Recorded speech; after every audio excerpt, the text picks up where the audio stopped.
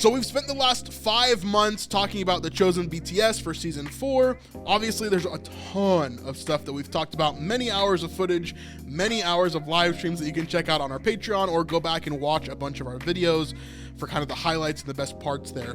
But let's talk about 20 things that are coming up in the Chosen season 4 that we've talked about from the behind the scenes and see if, there's some interesting things to talk about here. I think there truthfully really are. Let's start out from the very beginning. Obviously, one of the first things that we talked about in terms of our thumbnails and everything was this one right here, where we talked about actually the ending of season 4. I truthfully believe that near the end of season 4, we're going to see Lazarus dead and then raised from the dead, obviously. By Jesus, we're going to see Mary Martha return, all that kind of stuff. But I think first, we're actually going to see some stuff with John the Baptist. So with John the Baptist, obviously episode 1 seems to be really geared towards him. We've seen that from the calendar that we saw from The Chosen that someone leaked. We saw that from a bunch of the different episodes that are kind of all lined up. We know that like RHAMMAS going to return in episode 1. We know that we're going to see a bunch of different stuff. There's going to be a lot that kind of comes in. However, I do believe that we're going to see kind of the life of John the Baptist in many ways from before his birth. I think we're going to see Elizabeth and we're going to see Mary. That is a huge thing for sure. And I think we're going to see Zechariah possibly as well. So we're going to see like the pre-life of John the Baptist and everything that he kind of went through, when he jumped in the womb, when he first met Jesus, so to speak, right? I think obviously we're also going to see Joanna at the banquet, Salome, Herodias, Herod, Antipas, all that kind of stuff, right? All that stuff is coming. We know that for a fact, for sure now at this point. It's been shown in the YouTube videos and all that different kind of stuff. Obviously, we're going to see the death of John the Baptist as well. This is a huge portion of scripture. It comes actually before the feeding of the 5,000, but in the Chosen, it's flipped a little bit to be at this point. And I think that is specifically because they are kind of showing us how serious Jesus' ministry is getting. We're going to get 2 deaths this season at a minimum. That's going to be John the Baptist and Lazarus. And so we haven't really seen any one of our main characters die or anything in The Chosen. So this is going to really increase that craziness that's going to be coming from season 4. Another thing that I think we might possibly see during episode 1 is a flashback to Jesus' baptism. I'm not super sure about this. It's kind of like a low percentage guess. But there is a day when they shot at the Jordan River. And so I think there's a possibility that we could see a flashback of Jesus' baptism, which could be kind of cool to see. Now, another thing we're going to also see is a development of Thomas and Rhema. Thomas and Rhema being this cute couple that's been forming over the last few seasons, but now they know that they like each other. They know that they want to pursue this relationship. However, KAFNI didn't seem like he was on board in season 3. So season 3, it kind of got shut down. We didn't see any more of Rhema throughout the rest of the season. And it kind of was left there. She didn't appear, I believe, until the very, very end, like a 1-second clip in episode 8, after episode 2 of season 3. So season 4, she comes back. I was actually surprised about this because there doesn't seem to be any explanation, at least a direct explanation that I can see. And so we'll see how that kind of goes. One thing that could be tied to this actually is Rhema's father's death, which could be a possibility. We heard in a behind the scenes clip that Jesus is talking to Rhema and she says to him, "You're the closest thing I have to a father now." And so that either means that her father has disowned her or that her father is dead. So one of those two things definitely could be true, but I'm not 100% sure about that at all. Another thing that we could jump into is Gaius's son. Gaius's son is going to be healed this season. He is the centurion with the sick servant. He is the one that Jesus tells him, "I have never seen faith like this in all of Israel." A really, really big deal, because Gaius being that person means that he is actually a follower of Jesus, that he actually is wanting to follow Jesus and do all of these things, and that he has real, true faith in Jesus that he can and will heal his son. Really, really, really cool. Another small section that we saw in the behind the scenes from the Chosen YouTube videos was the blind man getting healed with the dirt on his eyes. We see Jesus as he makes dirt with his spit, and then that spit he puts the dirt and mud mixture into the guy's eyes and his blindness is healed. Obviously, we know that he can heal all this different stuff, but this is a really cool scriptural moment that's going to lead into more chaos, more of the ministry building over time.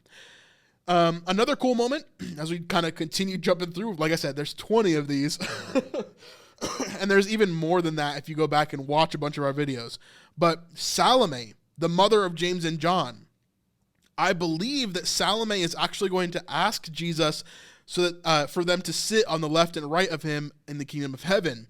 And there's a couple different moments in Scripture when this happens, or that we see this kind of play out. And one of those moments in particular, we see Salome be the person that does this. I'm not sure if they'll have that happen in The Chosen, but I believe they probably will. We haven't seen any evidence of her actually asking this question in the behind the scenes, but there is a moment when we see this exact scripture brought up at a specific moment that we saw. So they could have just been hiding her at that time, not to give away exactly what was happening there. So I do think that's going to happen. Hey, real quick, if you're enjoying this video, I'd love for you to subscribe. Our goal right now is to pass Rabbi Jason Sobel in subscribers, so we need your help to do that. Thank you so much. I also were introduced to 2 new religious figures, one being Caiaphas, and the second being Gadara. Caiaphas, obviously a major player in The Chosen overall. He's the high priest. He's a huge figure in the Sadducees and in religious context in Judaism, period, during the time of Jesus. So this is a massive thing. Glad that we finally see him. I thought we would probably see him earlier so that they could build up his character a bit more. But this is the first time we're seeing him. And so we see Caiaphas. We also meet Gadara, who is kind of the representative for the Sadducees. So if Yanni and Yusuf and Shmuel are the representatives for the Pharisees in our minds, right?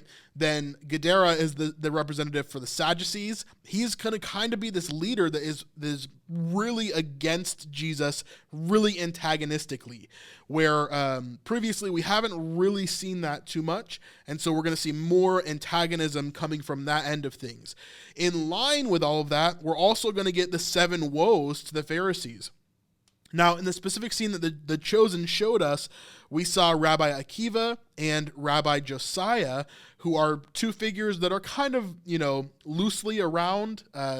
Rabbi Josiah has been mentioned by name since season 1, but Rabbi Akiva was introduced last season kind of as an antagonist to Jesus as well.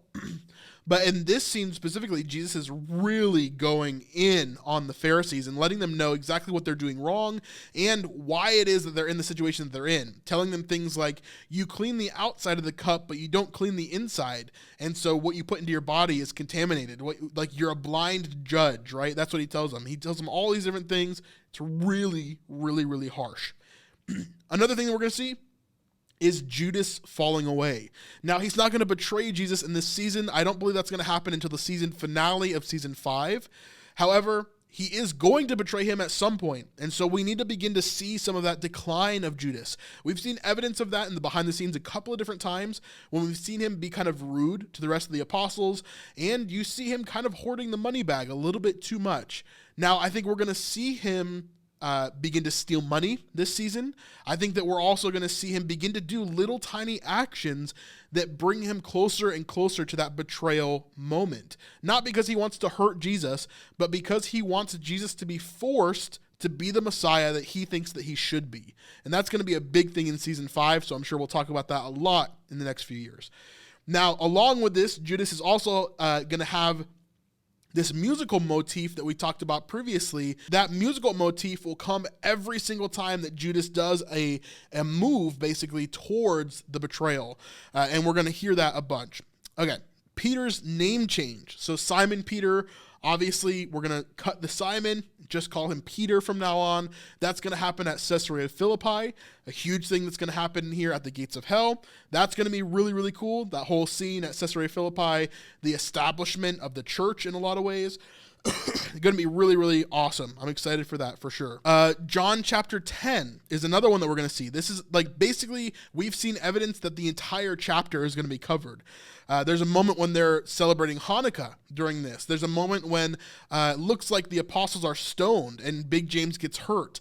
There's a bunch of different stuff that's happening here, but it looks like we're going to get the entirety of John chapter 10, which will be really, really, really amazing to see. Read that chapter if you haven't yet. It's amazing. It's going to be really, really cool. Another thing that I think is going to be a huge motif in season 4 is King David. We're going to get more King David, I think, than we've ever gotten before in any other season. I think he's going to reappear not just in one episode, but in multiple episodes over and over and over again. In a lot of scripture, King David is a parallel to Jesus because he is the best king that Israel has ever had. However, Jesus obviously is a perfect king. And so the parallels go to a certain point, but I think we're going to see David's failures where Jesus prevails. We're going to see David's hurts where Jesus hurts. We're going to see David's triumphs where Jesus triumphs. And so I think we're going to see a lot of that kind of play out in season 4, which I'm excited for because I love King David. I think it's going to be a really cool figure to add into these different moments. Obviously, like I talked about, we're going to see the return of Lazarus and Mary and Martha. That's a no-brainer. We need to see more of their character development with the rest of the group because this is going to be a really big point in Jesus' ministry, right? Lazarus being raised from the dead is like the biggest moment before he goes into Holy Week, before he's crucified. This is basically the number one reason why the Sadducees want to kill him and why they want to take care of Lazarus as well, why they want to take care of Jesus and make sure that they're not in the picture anymore, right? Those two there. We also see possibly Mary prepping Jesus for his death. Now, this last scene that we saw just this last Monday was filmed, the last day of filming. We see as Mother Mary is washing Jesus' hair. They're having a conversation. She may be preparing herself for the death of Jesus and seeing what's upcoming. We're not 100% sure what that conversation is, but I am really interested to see how that plays out. The Chosen obviously portrays her as knowing that Jesus is going to die. You know, it's going to be interesting to see how that works itself out in that altogether.